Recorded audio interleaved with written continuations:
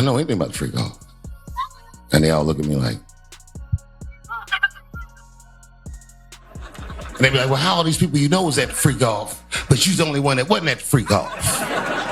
And I thought about it for a minute. I said, oh my gosh, I'm ugly. Fresh off the guard stage. That's my brother right here from day one. We used to wake up and, damn, pause, but like, turns out, back in the days when he was like 10 and I was a little bit older, his older brother, we used to fight over the Frosted Flakes. You know what I'm saying? Before pause was invented. You know what I'm saying? But it's my brother for real. We used to actually wrestle off of the Frosted Flakes because he used to always get up early with me. Now he's one of the richest stars in the world. And What the did Puff just say?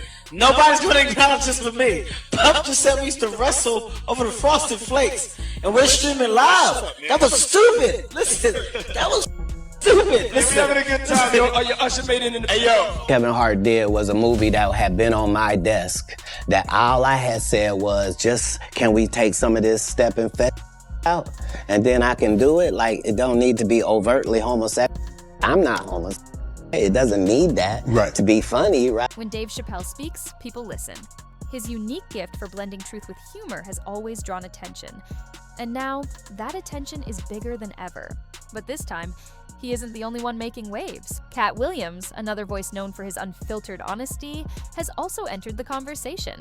Together, their comments have sparked something much deeper than comedy. The entertainment industry is reeling after Sean Diddy Combs was arrested in New York. Once one of the most powerful figures in music, Diddy now sits behind bars facing serious charges that have shaken the entire industry. Bail has been denied, and he awaits trial as troubling details about his personal and professional life continue to emerge. Each revelation only makes things worse for him. But while much of the public focus remains on Diddy's arrest, another narrative is unfolding quietly.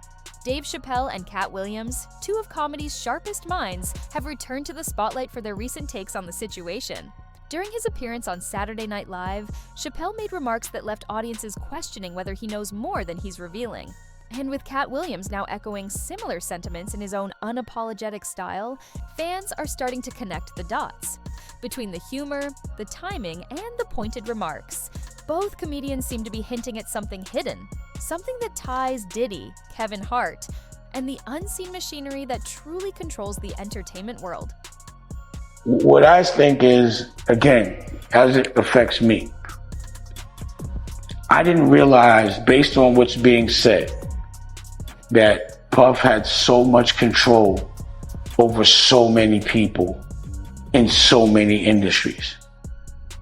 And it's a tight-knit circle. It seems like they all keep a good secret. This is what it seems like. And it seems like they're very loyal to each other. So if the guy that I'm having a problem with is over there, and that's part of their circle of coolness or black excellence or whatever that crew is, that would mean that I can't do business, or I could never do business with Puff, even if I wanted to. And probably that to me would mean I can't do business with anybody else that was in that house, that was in that club. So now it all makes sense. You know, like certain people that were cool with me all of a sudden just stopped. Like Kevin Hart, for example, who's another person that I look at like he was on Rockefeller Films, right? Like I discovered Kev, and you know, so what happened with Kevin and I was we kept up with each other, like up till he was in NYC. He was doing a show at the New York, what was it at, Rock? In NYU. And I went to go see him. At the time he was with Tory, he still had his family with him, and he was getting into bigger venues. And, you know, we got pictures, I gotta find them. And then the next time it was the Garden, and I didn't get the call. And we just stopped being cool. It was like all of a sudden, the minute he got to a certain level, he stopped calling. And that's happened with me with people where once they get, and then all of a sudden there's a whole new set of friends. And now I see him over there, like I didn't know all this, but I see him over there, you know, they got the tapes of him at the party with the mic, and when people ask him questions, he's real serious, and I'm like, damn, going on? Kev was over there too. And now, if I could ask him, I'd be like, yo, what was doing over there? Like, because I've known these people for 20, 30 years. So I could, we talk like that. So it wouldn't be like an uncomfortable conversation. You're a comedian. I'd be like, yo, you had the baby or you was next to the bed. Like, you got to tell me so. And why are you being so quiet about it? You know what I'm saying? But again, it all makes sense. It'd be like, well, how come all of a sudden it was just all of a sudden new friends? So what it leads me to believe is, if you're going to be friends with those people, they make you choose a side. And there's a lot, I'm like, damn, I got to do, like, literally my instincts were right. I really have to do everything on my own. To understand what Dave Chappelle meant in his remarks, we need to start with Diddy himself. For decades, Diddy represented the ultimate picture of success. He rose from humble beginnings to become a self-made mogul, owning record labels, fashion brands, liquor companies, and securing a seat at every major table in music and media. He wasn't just wealthy, he held real influence. Everyone wanted to be part of his circle because being close to Diddy often meant access to opportunities most could only imagine.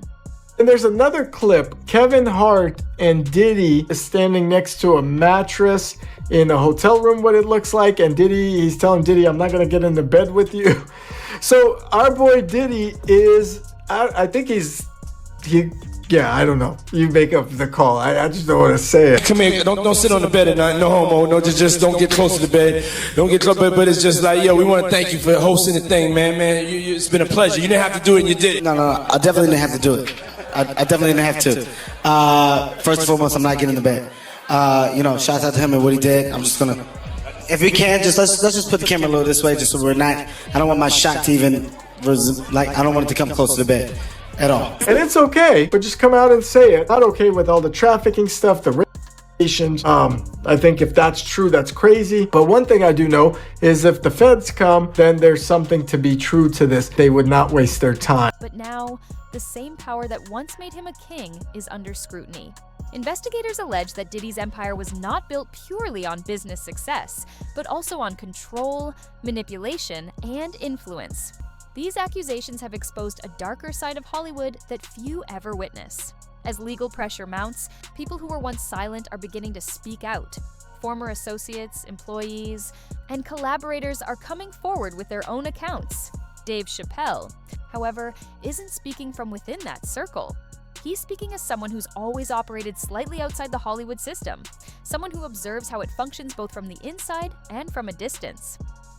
Now, I'm serious, man. You know what it is, man? It's just no fun being famous anymore. It's like y'all made it scary. You know what it feels like being famous? And scary is the right word. It feels like, and I'm not being dramatic, it feels like I'm storming the beach of Normandy, World War II. But I got to keep a happy expression on my face all the time. So imagine all the danger storming the beach, but I still look like this. The bullets are whizzing by and stuff is exploding. I'm just like, and then every once in a while something terrible happens. Pow! And I'm like, oh no! Puffy got hit.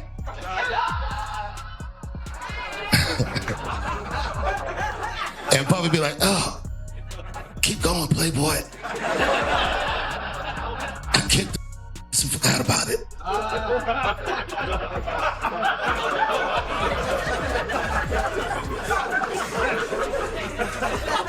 I've been in trouble in my day. Well, I've been in a lot of trouble in my day, but man, let me tell you something. This guy, Puffy, buddy, this guy is in an enormous amount of trouble. I don't think I've ever seen anything like this. They got this guy in a RICO case by himself. A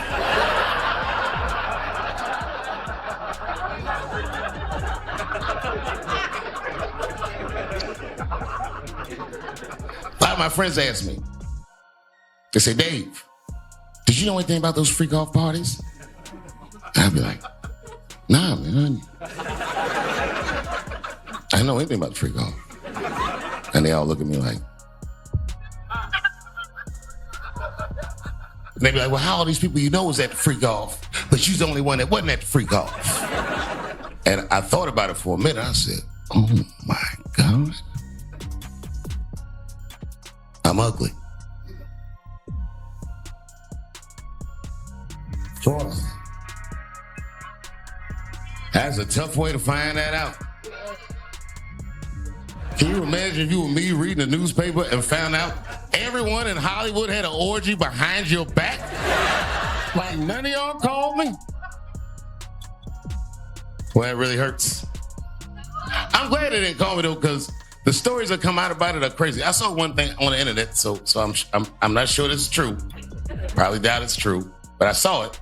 Some guy who said he knew Puff was like, yeah, man. He's like, I was at the freak off one time and I went in the back room and Puff was in there with Carl Winslow, with Dad from Family Matters. He was smashing and I was like, Puff, what are you doing? And he was like, yeah, it feels good to make another man do your bidding. And I was like, oh my God. Carl Winslow from Family Matters was there and I wasn't invited? During his 17-minute Saturday Night Live monologue, Chappelle managed to find humor in one of the industry's most serious moments. He joked about Diddy being in serious trouble and admitted he had never seen anything like it before. Yet what made his performance stand out wasn't just the jokes, it was his tone. Chappelle spoke like a man who understood the bigger picture, the untold story behind the headlines. At one point, he quipped, "They got this guy in a RICO case by himself."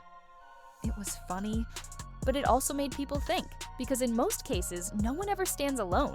There's always a network, always deeper connections. Then he joked about never being invited to Diddy's well-known parties, saying, "Can you imagine reading the paper and realizing everyone in Hollywood had a party without you? None of y'all called me? That really hurts." While it was delivered as comedy, the subtext was hard to miss. Diddy's gatherings have long been rumored to be more than simple social events. They were seen as private power circles where alliances were formed and secrets were exchanged. Chappelle's humor hinted at something real, a mix of amusement, frustration, or maybe even relief that he was never part of that exclusive world. Meanwhile, Kevin Hart remains one of Hollywood's most reliable stars. From stand-up comedy and major film roles to brand deals and social media presence, his success has been consistent for over a decade. His relentless work ethic has made him a household name. But not everyone sees his rise as entirely organic. Katt Williams, another comedian known for his raw honesty, has often suggested that Kevin's success came too easily, that he wasn't discovered, but rather positioned. This idea of being an industry plant implies that certain celebrities are handpicked, supported, and shielded by powerful figures behind the scenes. Their careers, in that sense, are not just driven by talent, but by deliberate design. If there's any truth to that theory, the next question becomes, who guided Kevin Hart's rise? Who ensured his path remained so smooth and unstoppable? And that's where Diddy's name surfaces once again. If Diddy tells all, I mean, it could be crazy. I see you said I mentioned Justin Bieber. You ain't say I mentioned Kevin Hart. Okay. Well, what's going on with Kevin Hart? I don't know, man. Oh, they, you know, the internet is going wild on him, saying that he was a curator and a narrator of one of the Diddy parties and got caught on tape. You hear that? Wow.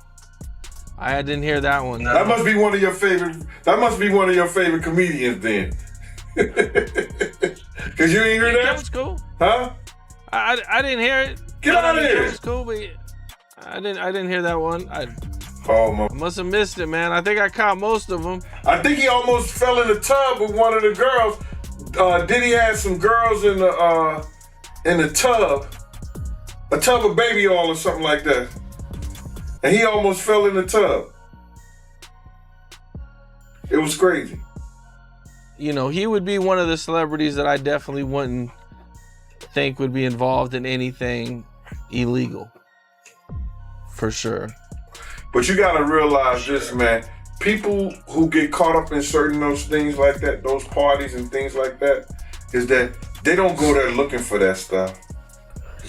You gotta understand, they get caught up in the moment with the alcohol, the drugs, and then certain bottles that are laced with certain things that take you away from your normal self.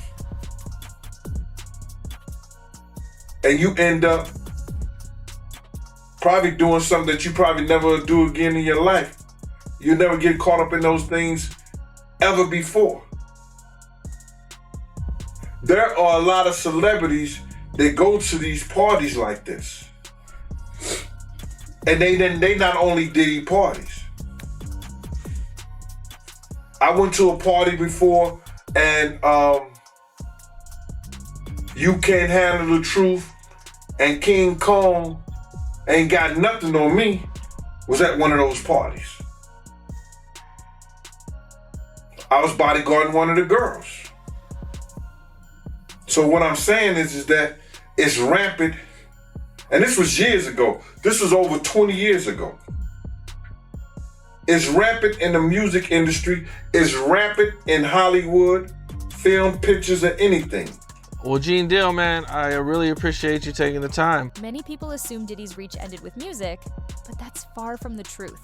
For years, Diddy has maintained strong ties to the comedy world.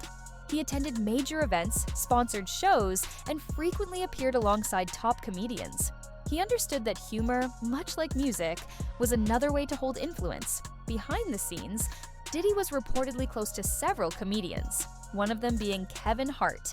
He often praised Kevin in public and supported his projects. Old interviews, photos, and appearances show a clear connection between the two.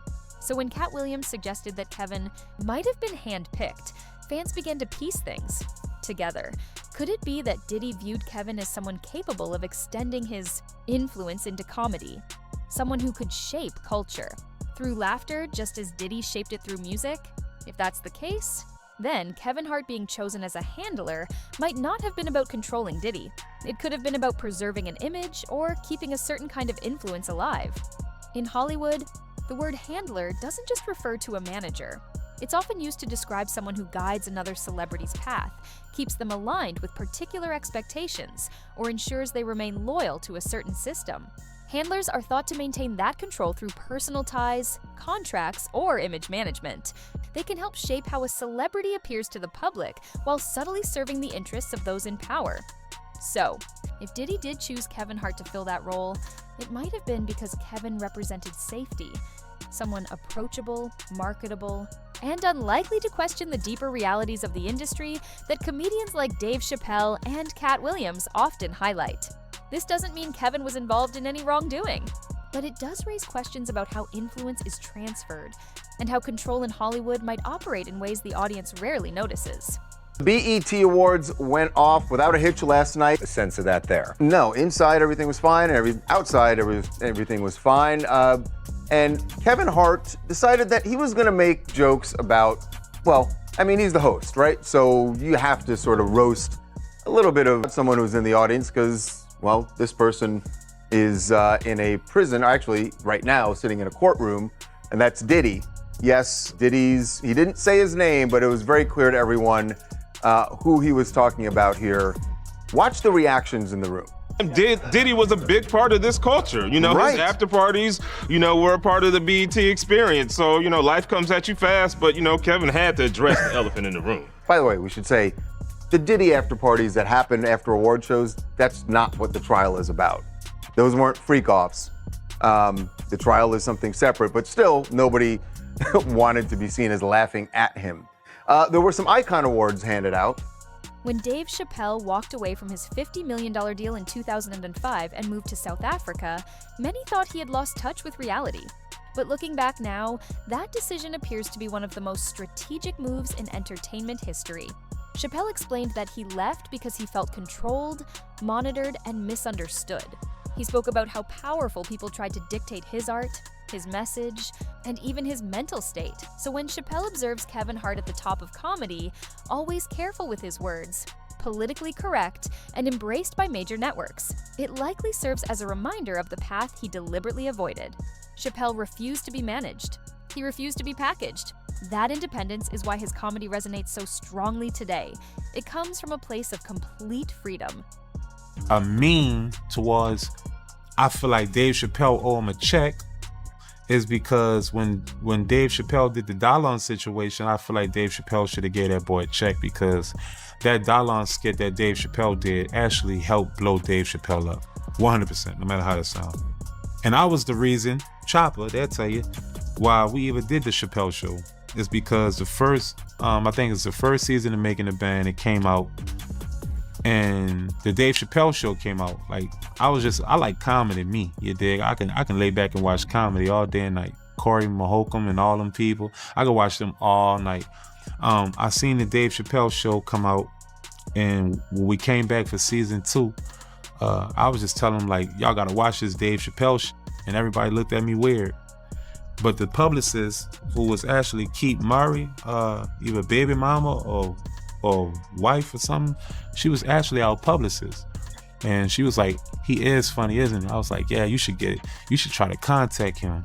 And next thing you know, she contacted him and came to the house, and that's how we ended up doing the Dave Chappelle skit. Thanks, Chop. Mother.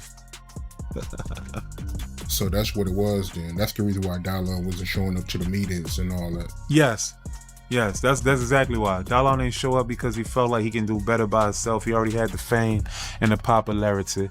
So why not? You dig? And to me, honestly, I should have done the same. My old young, dumb duck ass. I guess that's why when they say 18 and over, you should probably be 18 and over, because my young dumb ass ain't know no better. I was groupies, getting all this money and not even knowing the money that I'm thinking I'm getting is pennies on a dollar. Ain't that a bit? I love life. But you couldn't tell. That's why the industry loves signing young, dumb niggas. You heard me? Because you can get them pennies of the dollars and make $30 million off of them. You ever notice the industry don't sign 25, 26-year-old? They don't f with all that. Because if you know better, you're going to be hard to deal with. That's why they sign the youngsters, you dig? That's why, to all you artists out here, you heard me? Come in with your own motion, your own bag, little daddy, towards you. Come in this bitch and can't nobody tell you shit. That's why I roll the way I roll right now. Can't nobody tell me nothing, you heard me? I move how I want to move, you understand me? Because I'm in my own bag. You heard me? Come into a situation with your own money. Don't come into this bitch for help, you dig? Because they gonna help you out. They gonna help you out. You said facts. Yeah, they gonna help you out. And spit shit right back out like you was nobody. Yeah. That's why Dallon said that was the reason. Gotta ask you, because I never asked you about it. How you feel about the situation between Shine and Puffy? I think that Diddy did him real foul. I think that I don't think Shine shot that lady. I don't think Shine shot that lady. And I think Diddy used them police, the same police he said he was gonna use against me on Shine. Like he was gonna get me prosecuted, because that's exactly what he did to Shine. He paid people off to aim for Shine, and Shine took the rap for something that I don't feel like he done, and it fucked up his life. But Shine he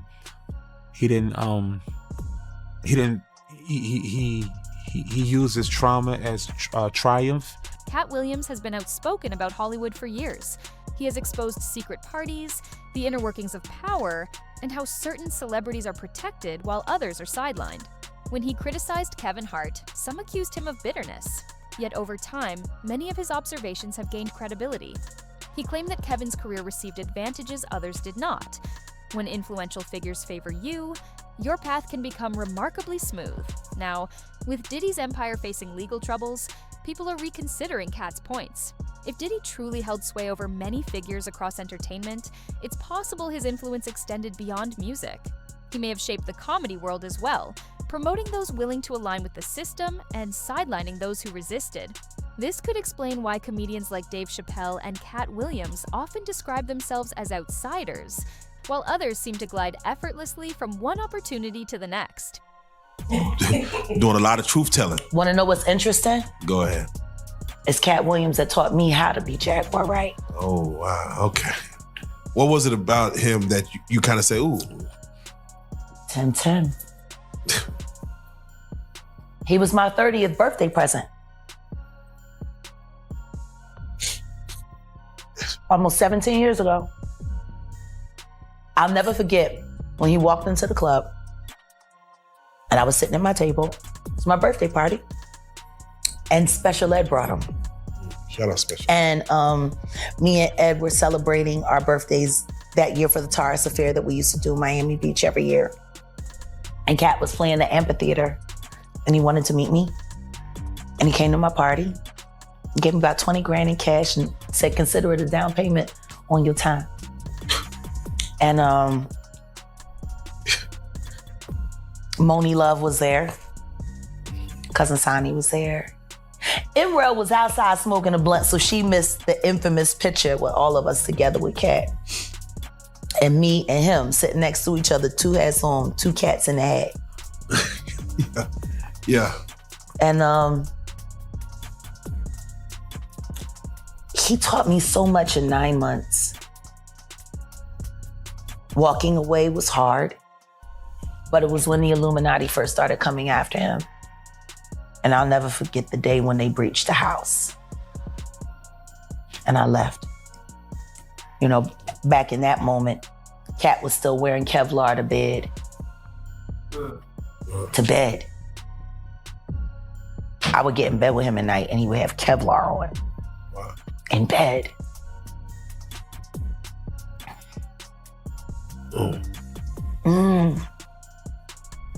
What was it about that and him at the moment where it made you want to speak your truth? He went after Comedy Central.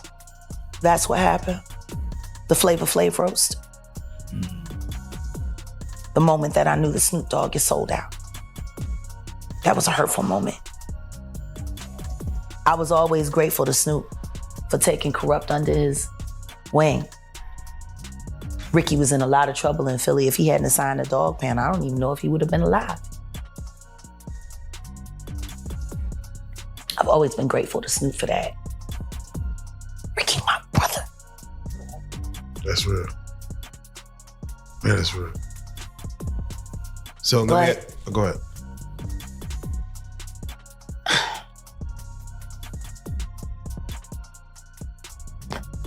They wanted Katt to humiliate Flav. Like humiliate him. Like no holds barred. And they sent a bunch of good jokes. And I'll never forget watching Katt in the office downstairs at the house in Marina Del Rey. And he's sitting there looking at and just shaking his head. And then the next thing you know, the phone rang and I'm standing there in the office in the doorway and I'm like, are you all right? And he picked up the phone and it was Comedy Central. And I listened to him threaten to kill him. He said, I'm not doing this. You are not going to get a black man, a real black man, to agree to do this to another black man. Dollars. It was a terrible day. Kevin Hart's early career was marked by small club gigs, minor performances, and slow progress. But as Diddy's influence peaked in the early 2000s, Kevin's trajectory began to accelerate. He started landing bigger roles, gained wider visibility, and formed stronger connections. He hosted major award shows, performed for international audiences, and became one of the few comedians to successfully cross over into acting, producing, and entrepreneurship. Insiders suggest that Diddy respected Kevin's loyalty, energy, and careful public image. Kevin stayed neutral during controversies, avoided speaking against the industry, and maintained a clean, controlled persona. For someone like Diddy, who valued influence and perception, Kevin was an ideal ally. Dave Chappelle, by contrast, uses comedy as his weapon. He embeds truth within humor, especially when discussing Diddy or the broader industry. When he joked about never being invited to Diddy's parties, it was funny, but it also hinted at a deliberate choice to remain outside that system. Perhaps it was relief disguised as humor. Comedy provides him protection, allowing him to expose realities without being dismissed as a conspiracy theorist. Fans now analyze his words closely, believing he's sending subtle warnings. For Chappelle, every word, pause, and joke carries intention. Diddy's fall illustrates how fragile power can be. For years, he seemed unstoppable. Yet as truths emerge, even former allies are stepping back. The industry that once celebrated him is now largely silent, and those who were once seen as his protégés are quiet as well. Dave Chappelle owe him money because at the end of the day, Dave Chappelle played on his characteristic, courtesy of Dallon being absent, but I still feel like Dave Chappelle should have compensated Dallon for that because that low-key pioneered Dave Chappelle to get to the level where he's at, no matter how the song. That's facts. That is facts. Why was Dallon absent during that Dave Chappelle? Because he didn't give a about no Diddy, because he's seen what we didn't see from the beginning. Period. Dallon saw this. So who really won on Making the Band? Dallon. So what was that phone call when Dave Chappelle said, I want to do a skit and I'm gonna play Dallon? Like, did nobody call? It was me. Keith Murray, wife is a big publicist at this time. And she worked with us. Keith Murray, of all people. I know that sounds crazy. Shout out Keith Murray. Yeah, that's my guy. If you got to connect, tell him come out. The most beautiful thing in this world. Right, so check it out. The first Making the Band season, we was nobodies. And I went home to New Orleans and Dave Chappelle came on Comedy Central, you heard me? And I thought it was just the funniest shit. So we came back 6 months on, 6 months off on MTV. So when we came back on Making the Band for season 2, I told Keith Murray, wife, I said, Dave Chappelle is the funniest person in the world. I think you should try to create a skit. Ask them, they'll tell you. And she said, you think so? I said, I know so. She got in contact with Dave Chappelle. He was a big fan of us. He came to Diddy house. We was all at. He was like, let's do the skit. He said, Dallon here? We said, no. He said, I thought so. That's what we're going to do the skit on. That's how that went. That simple. That simple. And he owed Dallon money because all you really think about Dave Chappelle is one of the skits, and that's Dallon. Hold on. What about the Little John? No, yeah, Little John was kind of hard. Little John that's top. That I would say that's number one. Okay. But Dallon is number 2. Meanwhile, Dave Chappelle continues to speak, and Katt Williams keeps calling out the system. They represent rare voices in Hollywood unwilling to be controlled. Kevin Hart, on the other hand, remains cautious. He seldom comments publicly, perhaps aware of the risks in challenging the very system that elevated him. What we are witnessing now goes beyond a simple scandal. It signals a shift in power. Diddy's arrest has sparked conversations that were avoided for decades. Comedians like Chappelle and Katt are making sure people listen. They are not just delivering jokes.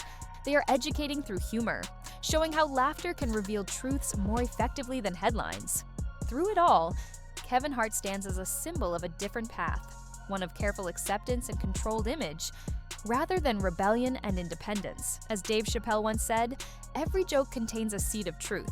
So when he references Diddy, Kevin Hart, and Hollywood's hidden world, he may be revealing something genuine. Was Kevin Hart truly selected by Diddy to maintain influence and image in comedy after Chappelle refused to comply? Or is Kevin simply a hardworking entertainer navigating the fallout from others' decisions? Let us know what you think in the comments below. If you enjoyed this video, hit the subscribe button to stay updated on new content. And until next time, fam, keep it real.